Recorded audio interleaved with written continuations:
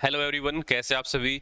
आइए शुरुआत करते हैं आज के टॉपिक की। हम लोग बीएड फर्स्ट ईयर के बारे में पढ़ रहे थे। बीएड फर्स्ट ईयर का हमारा सेकंड पेपर जो है ये चल रहा है और सेकंड पेपर की थर्ड यूनिट हम लोग पढ़ रहे हैं। तो आज हम लोग पढ़ने वाले हैं कि शिक्षा के व्यवसायीकरण के बारे में। आप जो लोग पढ़ने वाले हैं कि भारत में शिक्षा का व्यवसायीकरण जो है किस तरीके से हुआ है। ठीक है, तो देखिए, सबसे पहले बात आती है कि शिक्षा के व्यवसायीकरण की अवधारणा, the concept of vocationalisation of education, कि शिक्षा को व्यवसायीकरण कैसे किया जाए। सबसे पहले उसकी अवधारणा कहाँ से आई। ठीक है, भारतीय संविधान में शिक्षा को महत्वपूर्ण स्थान दिया गया है। ये जो है ना, ये पूरा कॉन्सेप्ट इस तरीके से लिया गया है कि ताकि आप लोग एग्जाम में अगर आता है तो आप लोग को एक बड़ा क्वेश्चन लिखना होगा। ठीक है, तो उसी तरीके से इसको लिया गया है। और फिर भी सरकार की नीति शिक्षा पर कम खर्च करने की जो रही है। शिक्षा में सरकारी भागीदारी को कम किए जाने के पीछे तर्क यह दिया जा रहा है कि इससे शिक्षा के स्तर और गुणवत्ता में बढ़ोतरी होगी। निजीकरण की वकालत करने वाली यह मानसिकता स्वयं में काफी संश्लिष्ट है और स्व-वित्तीय शिक्षा संस्थाएं नई आर्थिक एवं शिक्षा नीति का क्या है, परिणाम है। आज शिक्षा का व्यवसायीकरण या बाजारीकरण आज देश के समक्ष बड़ी चुनौती है।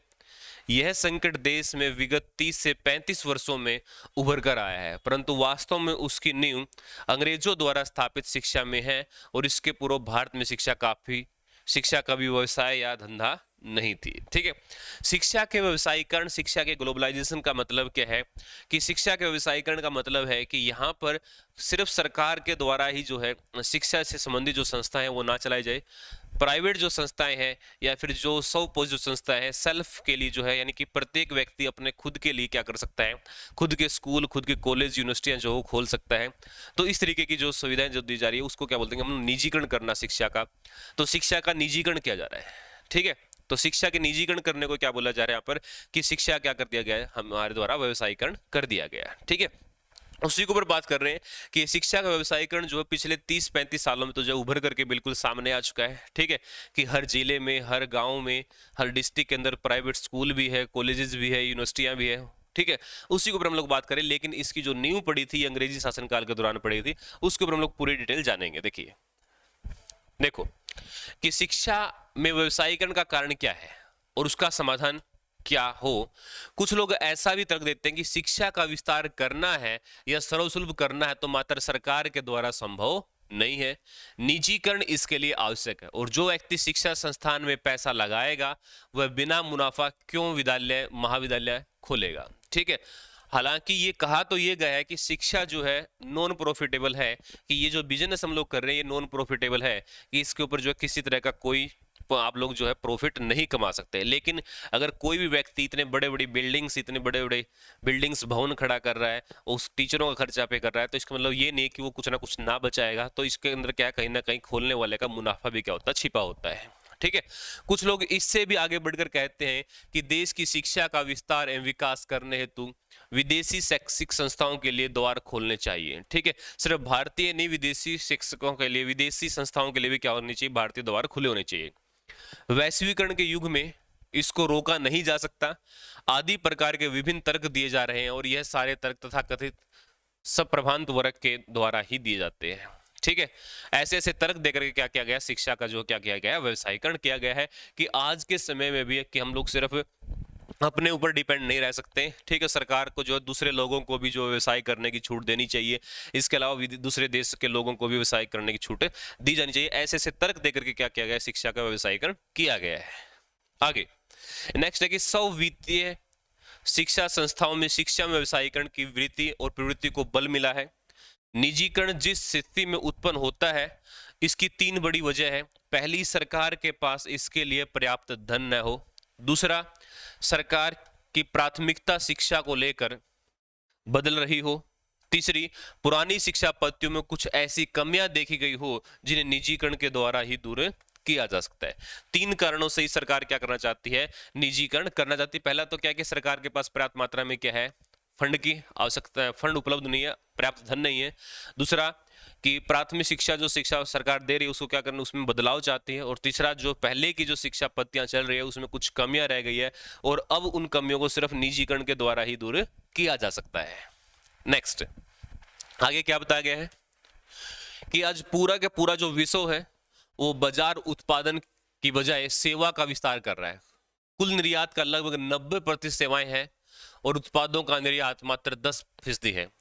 भूमंडलीकरण होने के कारण अर्थ भूमंडलिक होने के कारण अर्थ विकास अब भोज नहीं अवसर है, जिसका बाजार फायदा उठा रहा है, जिसका परिणाम ग्रोथ विदाउट एम्प्लॉयमेंट है, और ग्रोथ विदाउट एम्प्लॉयमेंट का परिणाम नॉलेज सोसाइटी है। इसलिए प्राथमिक, माध्यमिक, उच्च शिक्षा तीनों स्तरों में समस्या और गिरावट देखने को मिल रही है।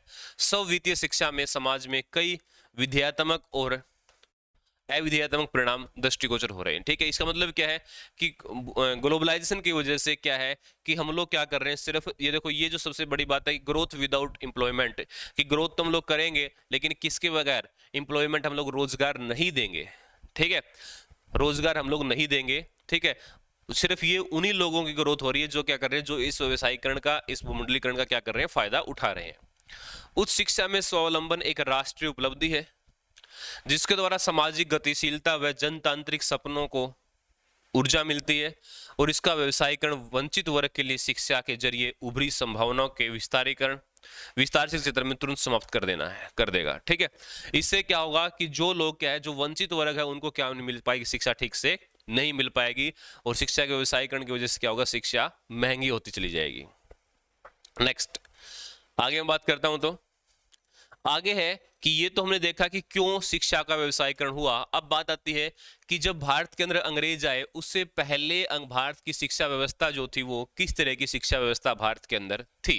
ठीक है, अंग्रेजों से पहले देश में कुछ लोगों में ऐसा भी भ्रम है कि भारत में अंग्रेजों के आने के बाद शिक्षा का विस्तार एवं विकास हुआ है। नहीं, लेकिन शिक्षा तो क्या है, हमारी पुराने समय से चलती आ रही, पुराने समय से गुरुकुलों में, ठीक है, शिक्षाएं चलती आई है।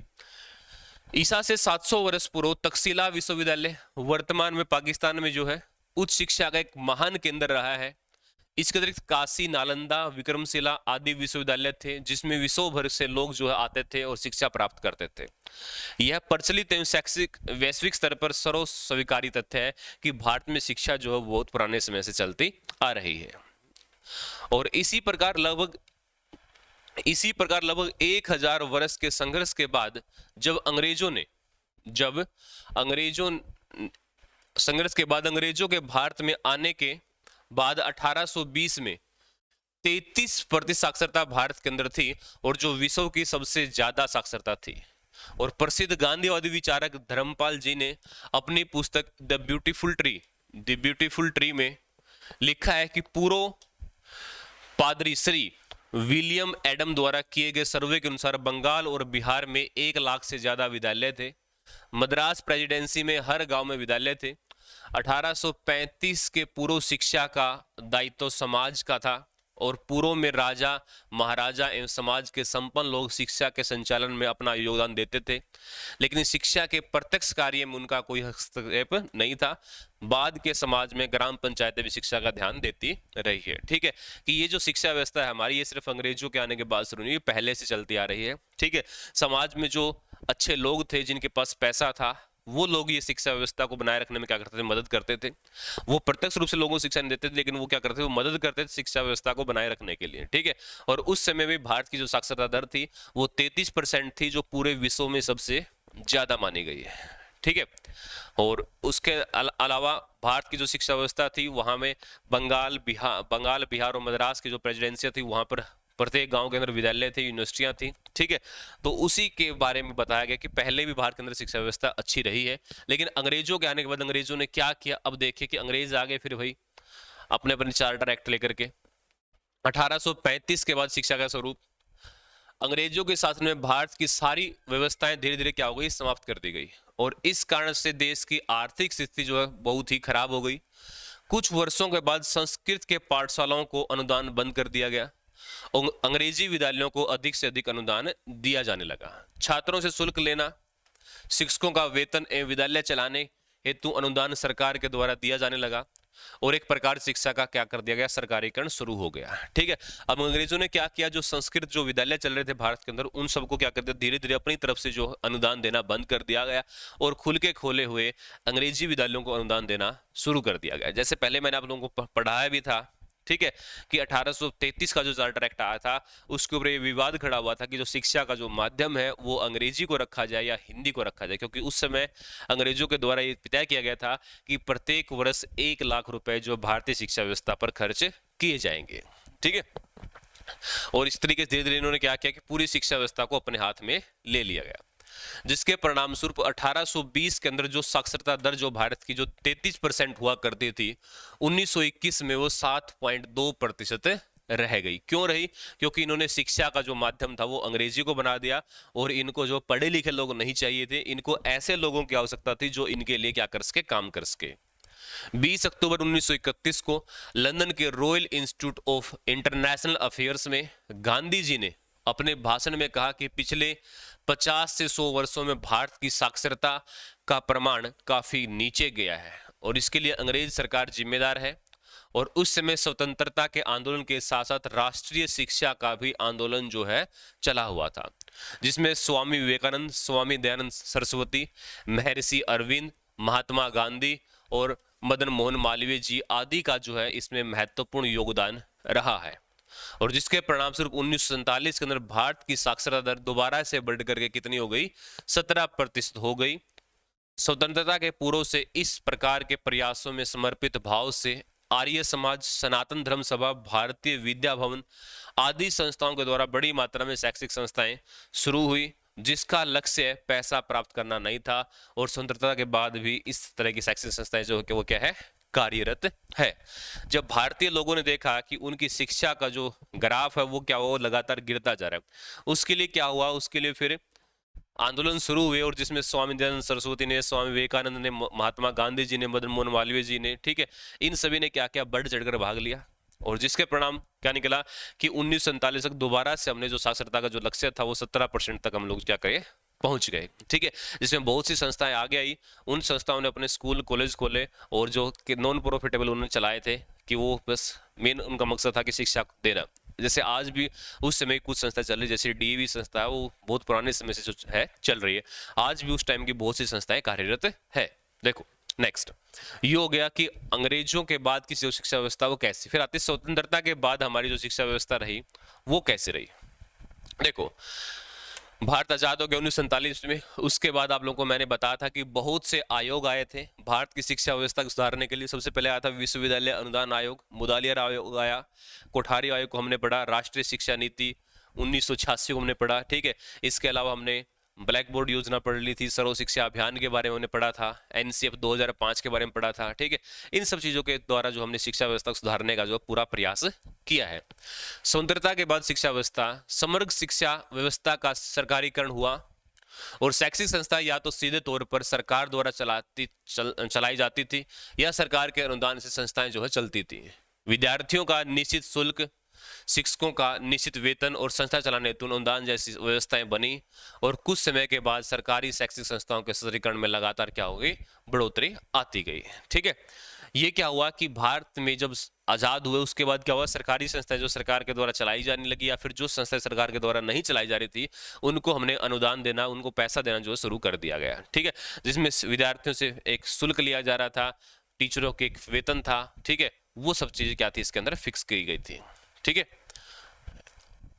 लास्ट मैंने पढ़ा कि कुछ समय बाद सरकारी शैक्षिक संस्था स्तर में लगातार संस्थाओं के सत्र की बात हो रही है, संस्थाएं तो बढ़ती गई, कुछ समय के बाद सरकारी संस्थाओं के स्तर में लगातार क्या हो गई, गिरावट आती गई। ठीक है, संस्थाएं लगातार बढ़ती, लेकिन उनका शैक्षिक स्तर वो क्या हो गया, वो धीरे धीरे क्या होता गया, डाउन होता गया। क्यों?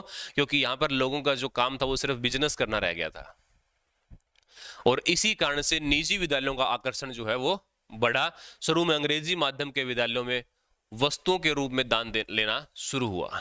ठीक है, क्या हुआ कि अब जो है शैक्षिक जो स्तर था भारतीय विद्यालयों के अंदर वो क्या हुआ, गिरावट आने लगी, जिसके कारण लोगों का जो रुझान है वो निजी विद्यालयों की तरफ जो होना शुरू हो गया कि निजी विद्यालय में अच्छे से पढ़ा जाएगा। ठीक है, और शुरू में अंग्रेजी माध्यम के विद्यालयों में वस्तुओं के रूप में दान लेना क्या हो गया, शुरू हो गया, और आगे जाकर छात्रों से बड़ी मात्रा में दान लेना, शिक्षकों की नियुक्ति में पैसा लेना, कम वेतन देना शुरू हुआ, और विद्यालयों में शिक्षा के स्तर गिरने से ट्यूशन प्रथा प्रारंभ हुई और क्रम से शिक्षा का स्वरूप धंधे जैसा बनने लगा। ठीक है, जैसे आपको बताया कि सरकार ने आजादी के बाद जो है बहुत सी योजनाएं लेकर के जो है शुरू किया गया कि हम शिक्षा को क्या करें, बढ़ावा करें।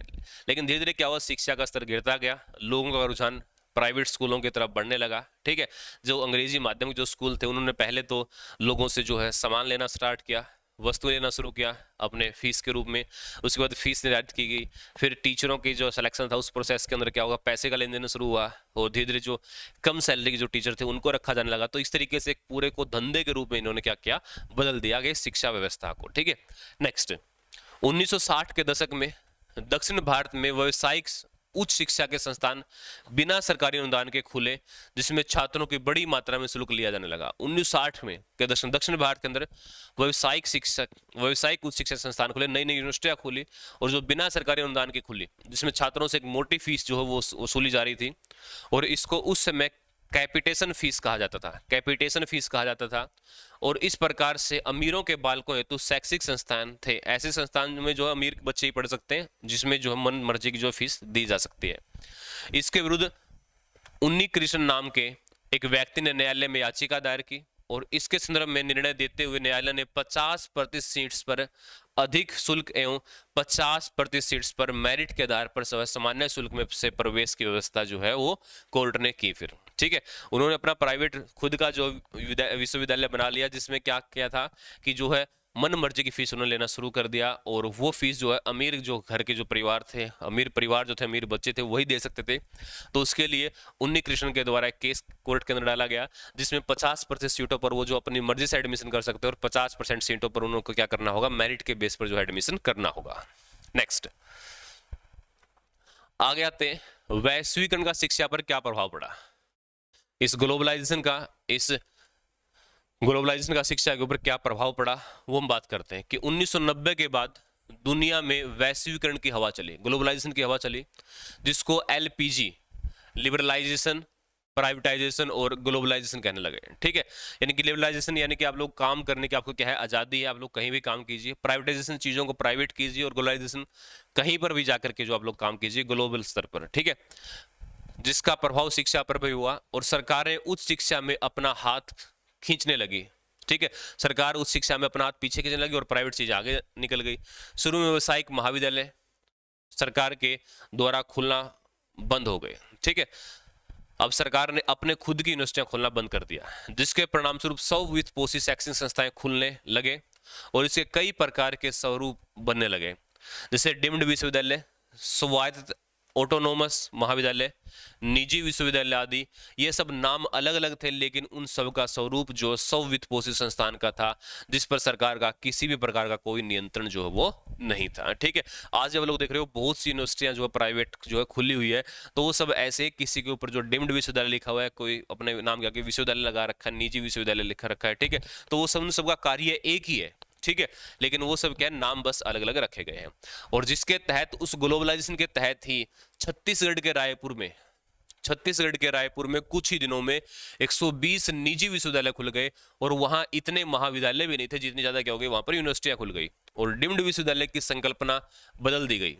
पूर्व में किसी भी विषय में विशेषता प्राप्त संस्थान को डिम्ड का दर्जा दिया जाता था, लेकिन बाद में किसी भी निजी शैक्षिक संस्थान को डिम्ड का दर्जा दिया जाने लगा, और यह सब कार्य शासन प्रशासन और शिक्षा माफियाओं के मिलीभगत से जो है होने लगा।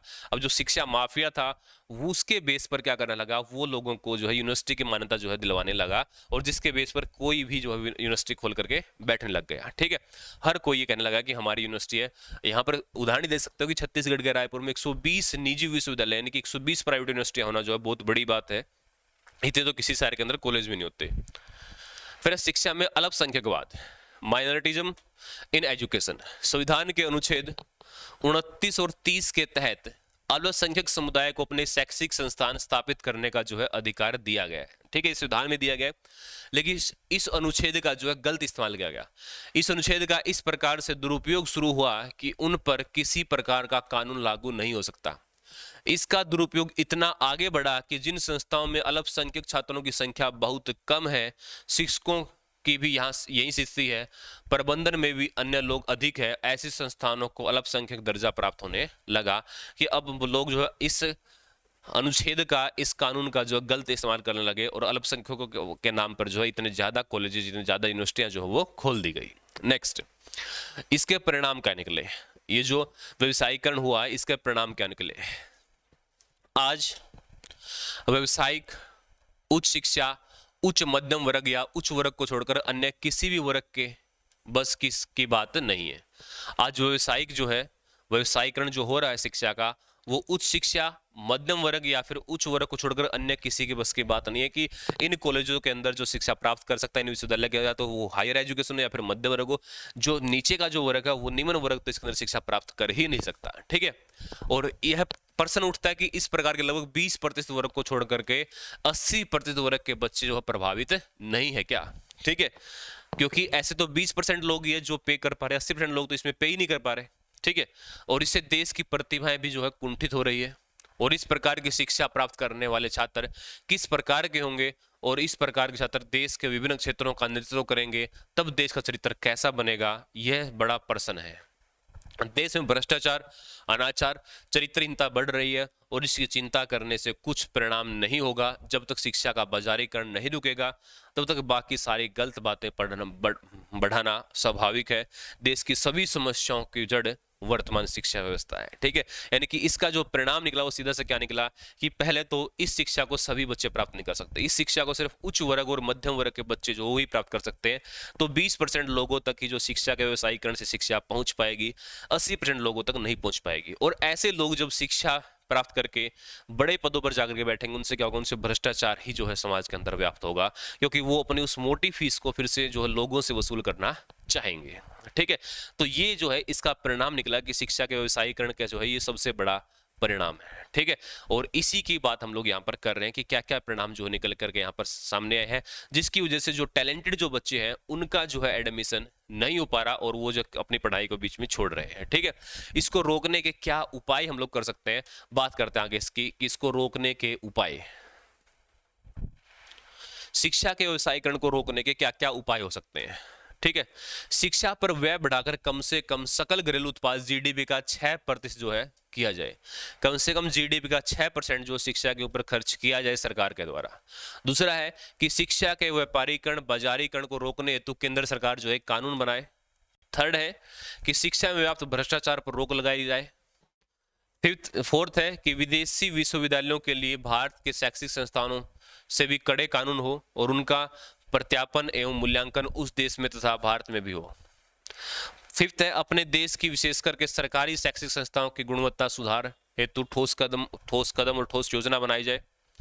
और लास्ट पॉइंट है उच्च शिक्षा विशेष करके व्यावसायिक, और छठा पॉइंट है कि उच्च शिक्षा विशेष करके व्यावसायिक उच्च शिक्षा को मात्र निजी भरोसे पर न छोड़ा जाए, सरकार के द्वारा भी नए शैक्षिक संस्थान जो शुरू करने की योजना बनाई जाए। तो ये सुधार जो हम लोग कर सकते हैं, क्या क्या सुधार कर सकते हैं, सबसे पहले तो इसके लिए कठोर कानून बनाया जाए। ठीक है, हर कॉलेज के ऊपर नजर रखी जाए, कठोर कानून बनाया जाए, शिक्षा के बाजारीकरण को क्या किया जाए, बंद किया जाए, और शिक्षा के अंदर जो व्यय हो रहा है उसको क्या किया जाए, बढ़ाया जाए सरकार के द्वारा, शिक्षा के ऊपर ज्यादा खर्च किया जाए। विदेशी विश्वविद्यालय, विदेशी यूनिवर्सिटियां जो भारत में आकर खुल रही है उनके जो लिए जो कठोर नियम बनाए जाए, उनकी भारत के अंदर भी जांच हो और उनकी जिस देश से वो यूनिवर्सिटी आई हो वहां पर भी क्या हो, जांच की जाए। ठीक है, और सरकार के द्वारा भी अपनी नई नई जो संस्थाएं वो खोली जाए। तो ये था हमारा कि शिक्षा का व्यवसायीकरण जो है कैसे हो रहा है, हमने उसकी अवधारणा को पढ़ा। ठीक है, शिक्षा के व्यवसायीकरण का अर्थ हमने जान लिया। भारत में अंग्रेजों के आने से पहले की भारत की शिक्षा व्यवस्था कैसी थी, अंग्रेजों के आने के बाद 1835 के बाद भारत की शिक्षा व्यवस्था कैसी हुई, उसके बाद 1947 तक भारत की शिक्षा व्यवस्था जो है वो कैसी थी, 1947 के बाद किस तरह की शिक्षा व्यवस्था भारत के अंदर रही है। ठीक है, तो वो सब बातें हमने जानी है और उसके उपाय को हमने देखा। तो आज के लिए इतना ही, बाकी नेक्स्ट क्लास में लोग फिर नया टॉपिक पढ़ेंगे। तब तक के लिए बाय।